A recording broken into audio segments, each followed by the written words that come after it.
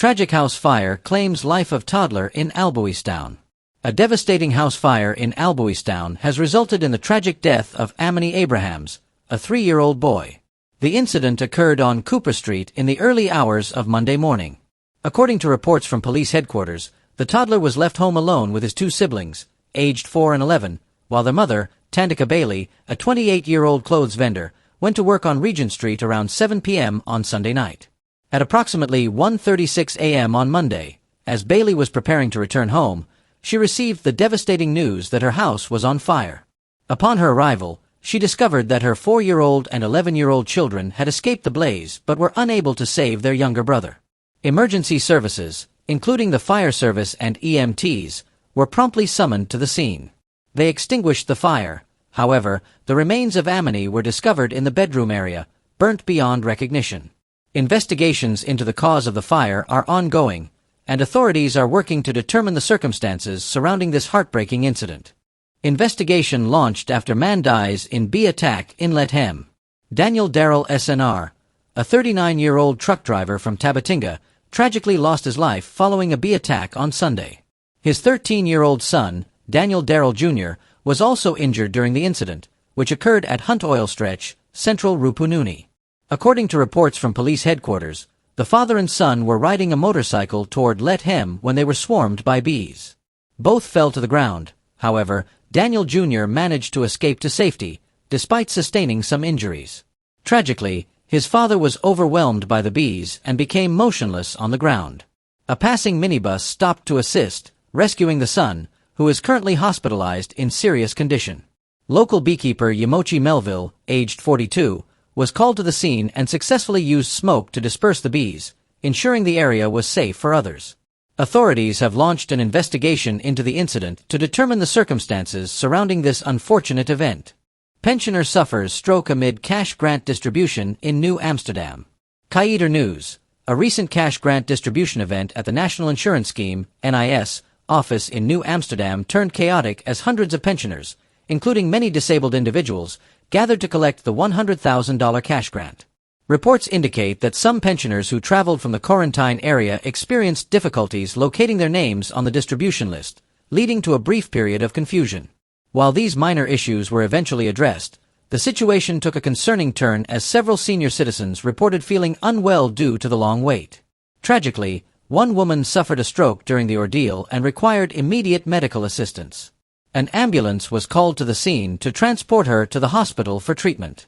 The NIS office is committed to ensuring that future events are managed more effectively to prevent similar occurrences and to prioritize the health and safety of all attendees. Election fraud trial to start anew. Acting Chief Magistrate Faith McGusty ruled on Monday that the trial concerning alleged election fraud during the 2020 general and regional elections will commence afresh. This decision follows multiple delays, including the absence of the previous presiding magistrate, Laron Daly, who is currently on sick leave. The trial involves 9 defendants, among them former Government Minister Volda Lawrence, former GECOM Chief Elections Officer Keith Lowenfield, former GECOM Returning Officer for District 4 Claremont Mingo, former GECOM Deputy Chief Election Officer Roxanne Myers, and APNU Plus AFC's Chief Scrutineer Carol Smith-Joseph. The acting Chief Magistrate indicated that the court must now determine the mode of the trial, whether it will proceed summarily or indictably. A ruling on this matter is expected on January 13, 2025, with submissions due by January 6, 2025. The defendants are charged with conspiring to defraud voters by manipulating election results during the disputed elections, raising significant concerns about electoral integrity in the country. The court remains committed to ensuring a fair and transparent judicial process as this high-profile case unfolds. Trinidad and Tobago declares state of emergency amid rising gang violence. The government of Trinidad and Tobago has declared a state of emergency, SOE, effective early Monday morning in response to escalating gang violence and the alarming use of high-powered illegal firearms, including automatic weapons. During a press conference, government officials expressed their deep concern over the recent surge in violent crime, which they describe as a virtual outbreak of gang-related activities. Attorney General and Minister of Legal Affairs Stuart Young highlighted that the alarming rate of deaths involving innocent bystanders has traumatized the nation. While 61 homicides have been reported in December alone, bringing the total to 622 for the year, Young emphasized that the declaration was primarily triggered by the nature of the firearms being used. He referenced 2 recent incidents within 48 hours, one occurring just outside a police station and another involving a targeted shooting that resulted in 5 fatalities. This was a reprisal shooting, and we can expect heightened reprisal activity, Young stated, noting that the situation has escalated beyond normal levels. No curfew has been imposed. However, the police service has been granted enhanced powers to conduct searches of premises and individuals without warrants. They can also detain individuals for up to 48 hours, after which a magistrate may extend this period. President Christine Kangaloo declared the SOE based on advice from Prime Minister Dr. Keith Rowley and the police service, citing a significant rise in criminal activity that poses a threat to public safety. This is the first SOE since 2021, which was implemented to manage the COVID-19 pandemic. A previous declaration occurred in 2014 in response to a crime wave during the People's Partnership government. The government is committed to addressing the challenges posed by criminal elements and ensuring the safety of its citizens. Management shakeup planned for GuySuCo estates in 2025. Following a challenging year for the Guyana Sugar Corporation, GuySuCo, marked by disappointing production levels, Agriculture Minister Zulfikar Mustafa has announced a forthcoming management shakeup at various sugar estates to enhance operational efficiency and meet production targets in 2025. Minister Mustafa indicated that changes in management are imminent, stating, "In the new year, we will see some changes in management at various estates. We are already contemplating moving managers. Some will be relieved of their duties." He noted that some managers have proactively identified areas where they can perform better without external intervention. These statements come in the wake of comments from President Dr. Irfan Ali, who emphasized that heads will roll at GuySuCo if production targets are not met in the upcoming year. The agriculture sector is critical to Guyana's economy, with GuySuCo employing thousands in sugar production. Minister Mustafa attributed the corporation's dismal performance this year to an extended drought and other operational challenges. To support the recovery and improvement of sugar production, the government has engaged technical experts from India and Cuba.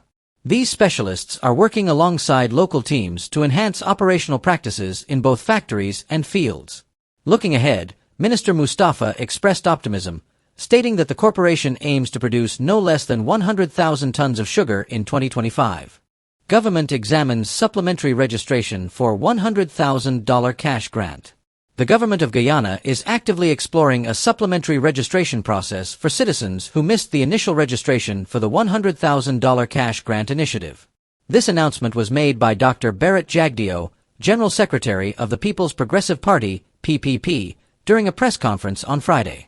Addressing concerns about individuals, particularly those in sectors such as fishing and mining, who are unable to register for the grant, Jagdeo emphasized that every Guyanese aged 18 and older is entitled to this support. He reassured the public, stating, "If you missed the number of days that persons were registering people in your community, you would have another opportunity." The government is committed to ensuring inclusivity in the cash grant distribution and is considering options such as a second phase of registration or utilizing accessible locations, including post offices, for registration purposes. Jagdeo further affirmed that missing the initial registration would not lead to exclusion from the cash grant initiative. He highlighted ongoing efforts to enhance the distribution process, particularly addressing challenges faced by public servants and teachers. Improved communication between government ministries and the public is a priority, with Jagdeo noting discussions with the Ministry of Finance to refine the distribution approach.